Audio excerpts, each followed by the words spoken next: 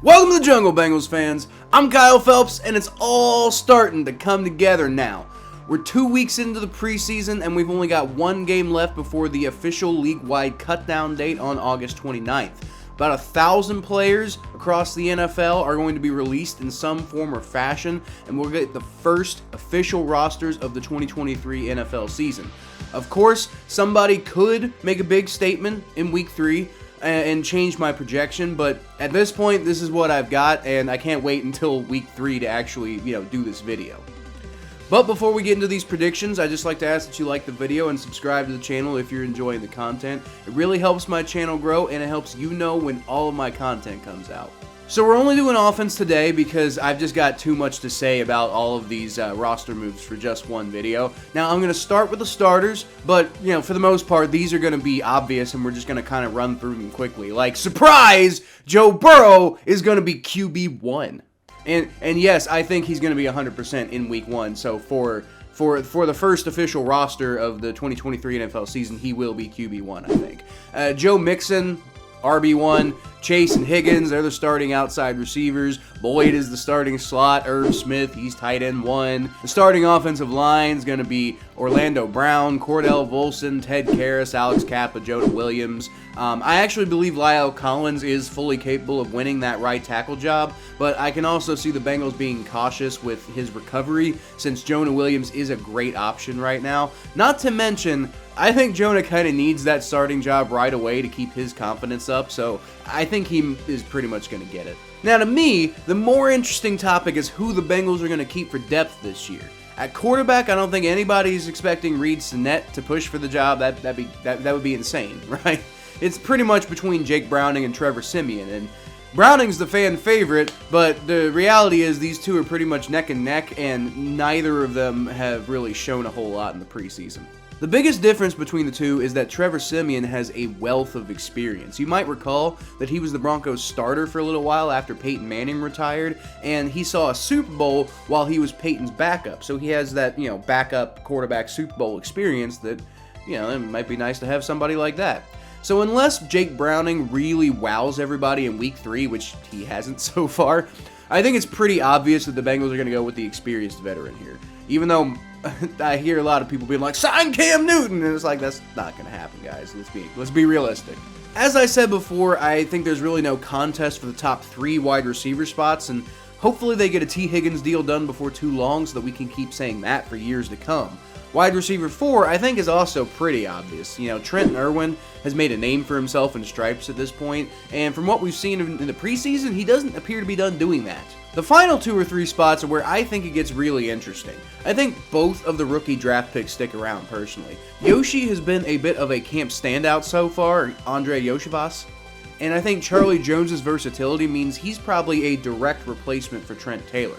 It also helps that he was a 4th-round draft pick. So I think they keep those 2, and then I also think they keep Stanley Morgan around at the end of the depth chart as that 7th wide receiver spot because he's so useful on special teams. So tight end is a position that I'm personally really fascinated by. I think people are sleeping a little bit on what Irv Smith could be once Joe Burrow is throwing the ball, but it's the depth that I find really interesting.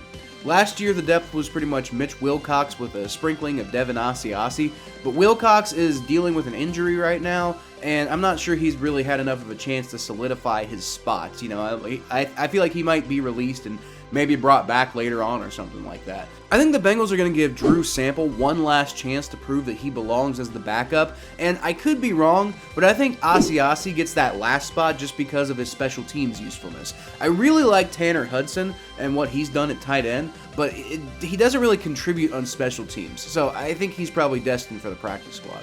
On offensive line, I think they'll keep Hakeem Adeniji, Ben Brown, Trey Hill, Max Sharping, and as I mentioned before, La'el Collins for depth, and possibly as a starter in the future. That means we're going to bid farewell to a few guys that I had high hopes for at one point, like Deontay Smith and Jackson Carman, but both of them I think are way too inconsistent to even be able to try to rely on. They're both heading into their 3rd season, and neither really seems to have really gotten what they need to get yet, and I mean, who knows, maybe you can flip Carman for a nice trade like we did with Billy Price. Finally, at running back, I think the real question is who do you go with at RB2 and RB3? The Bengals seem to really like Travion Williams, like as evidenced by the fact that he's been around this long. But again, I think injuries are going to get in his way to making the team. Chris Evans has looked really good this preseason, and he's a bit of a veteran at this point, so I think he earns that number 2 role. And then I think rookie 5th round pick Chase Brown, who also has been fairly impressive, takes that 3rd spot. That said, the way that the Bengals have treated Chris Evans over the course of his tenure, I wouldn't be shocked to see Brown take that 2nd role over the course of the whole year, and I wouldn't even be that shocked to see him take the role, like right away. So that leaves you with 19 total cuts on offense. 16 total guys can make the practice squad based on the updated rules that have been in place since 2020, 6 of whom can be veteran players, again across the whole team. So on offense, I think they're going to bring back Jake Browning, Cody Ford, Travion Williams as their veteran additions, and then you got Nate Gillum, Mitch Wilcox, Tanner Hudson, Kwame Lassiter, and Shedrick Johnson, who I think are going to be added to the practice squad. And there you go. That's who I'm expecting to be on offense this year. No big major real surprises unless you were expecting Jackson Carman to make the team, which at this point I'm not sure why you would think that.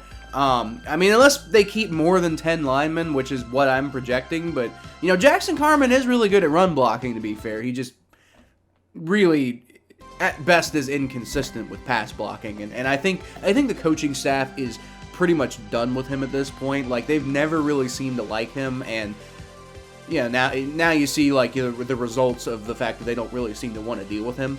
But you never know. Maybe they don't keep 7 receivers, and hell, maybe they keep a 4th running back in Travion Williams if he's ready to go, which I doubt. But like all of these, there's a lot of roster gymnastics that could really happen here, and like this is my projection based off of what I think they're gonna do. But again, you never really know. But let me know your thoughts in the comments below, and I'll feature the best ones in my next video, like this one, from Mikey Saints Fan for Life, who said on my Bengals season predictions video, Saints, Bengals, Super Bowl. Super simple, but, like I said in my comment on it, I'm sorry, Mikey, I just don't see it. I don't see it. Like, I would love the Bengals in the Super Bowl. It sounds awesome, and it's very realistic. The Saints, I'm sorry, I just don't see it, buddy.